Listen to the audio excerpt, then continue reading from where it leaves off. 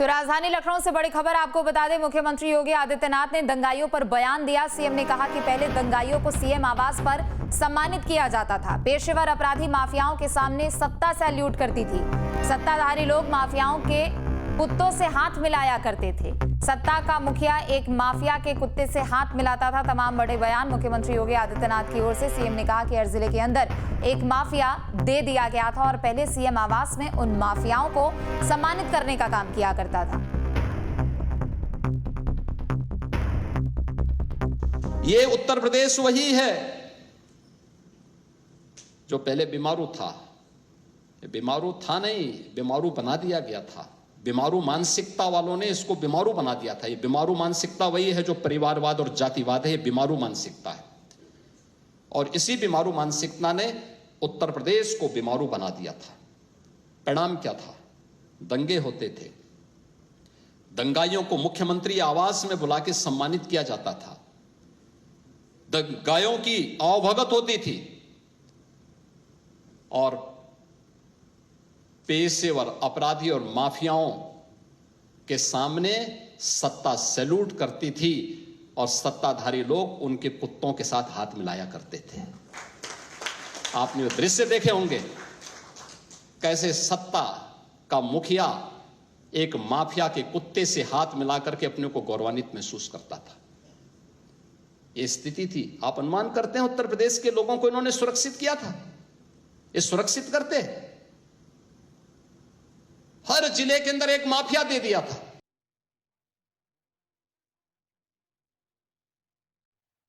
तो देखिए, मुख्यमंत्री योगी आदित्यनाथ ने बरेली में हुए बवाल को लेकर बयान दिया। सीएम योगी ने कहा कि पहले सत्ता इन माफियाओं के सामने सैल्यूट किया करती थी। दूसरी तरफ उन्होंने बरेली बवाल को लेकर बड़ा बयान भी दिया। अंशु अवस्थी कांग्रेस प्रवक्ता हमारे साथ जुड़ चुके हैं। अंशु जी, स्वागत है आपका न्यूज स्टेट पर। सीएम योगी के इस बयान पर आपकी क्या प्रतिक्रिया रहने वाली? सीएम योगी ने कहा कि वो मौलाना भूल गया था कि यूपी में शासन किसका है। देखिए, जब से उत्तर प्रदेश में भाजपा सरकार बनी तो जो वादे किए गए थे जनता से कि हम नौकरियां देंगे, रोजगार कम करेंगे, बढ़ाएंगे और भ्रष्टाचार कम होगा, उन सभी वादों पर भारतीय जनता पार्टी बुरी तरीके से विफल है, फेल हो चुकी है।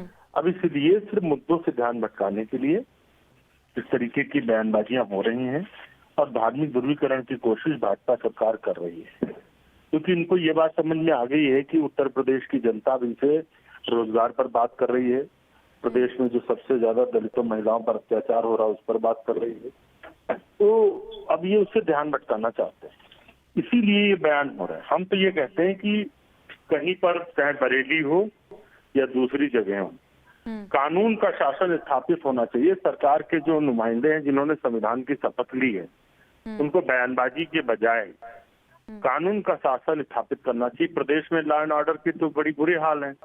आप कुछ भी कहिए, जाति और धर्म देखकर अगर आप अपराधियों पर कार्रवाई करेंगे, बुलडोजर चलाएंगे, तो उत्तर प्रदेश में आज इसीलिए महिलाओं पर सबसे ज्यादा अत्याचार पूरे देश में हो रहा है। दलितों को निशाना बनाया जा रहा है, सरकार अपराधियों के साथ खड़ी होती। तो मुख्यमंत्री जी कुछ भी कहें, लेकिन उत्तर प्रदेश की हालत बहुत दयनीय है। तो आपके हिसाब से बरेली में जो कुछ भी हुआ वो एक कोई बड़ा मुद्दा नहीं है? आवाज पहुंच रही है अंशु जी? चलिए, फोन काट दिया उन्होंने। तो अंशु अवस्थी को भी सुना आपने, वो कह रहे हैं कि इस तरीके के बयान सरकार की ओर से नहीं दिए जाने चाहिए, लेकिन बरेली के संदर्भ में जो मुख्यमंत्री योगी आदित्यनाथ ने कहा है उसे लेकर कार्रवाई भी लगातार की जा रही है। और समाजवादी पार्टी से धर्मेंद्र यादव हमारे साथ जुड़ चुके हैं। धर्मेंद्र जी, स्वागत है न्यूज स्टेट पर। मुख्यमंत्री योगी आदित्यनाथ ने कहा कि पहले की सरकारों में सीएम आवास पर दंगाइयों को सम्मानित किया जाता था, आप लोग नतमस्तक हो जाते थे। प्रीति जी, योगी जी के मंच पर उत्तर प्रदेश के हिस्ट्री टीचर, हत्यारे, दंगाई सब मंच पे नजर आते हैं। तो भारतीय जनता पार्टी का दंगाइयों का बड़ा गठजोड़ पुराना है। जब अपने कानून व्यवस्था को फेल होने के लिए जिम्मेदारी लेने की जरूरत है तो वो दूसरे पर आरोप लगा रहे हैं।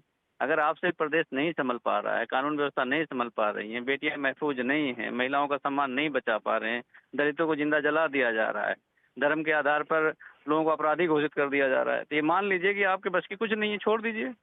जनता सब देख रही है। जिस तरह से उत्तर प्रदेश जल रहा है, इसमें भारतीय जनता पार्टी के जो प्लांटेड लोग हैं उन पे कौन जला रहा है उत्तर तो प्रदेश अगला को? दंगा हो ही ना। कौन जला रहा है उत्तर प्रदेश को? भारतीय जनता पार्टी के लोग जलाते हैं। बहराइच में भारतीय जनता पार्टी के विधायक ने बताया कि वहां का दंगा प्रायोजित था और भारतीय जनता पार्टी ने करवाया था।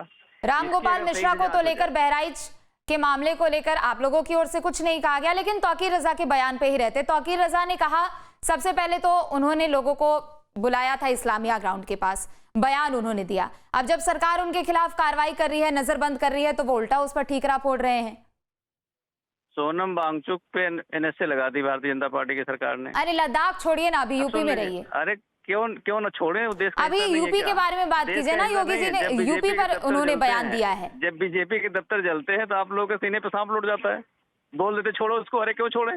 आपका एक हाथ कट रहा है तो उसमें बात हो रही, दूसरा हाथ कट रहा है उसमें बात नहीं होगी? क्यों नहीं बात होगी? तो तौकीर रजा पर कार्रवाई से आपके सीने पे सांप लौट रहा है क्या? सोनम तो तौकीर रजा पर कार्रवाई से आपके सीने पे सांप लौट रहा है क्या, धर्मेंद्र यादव जी?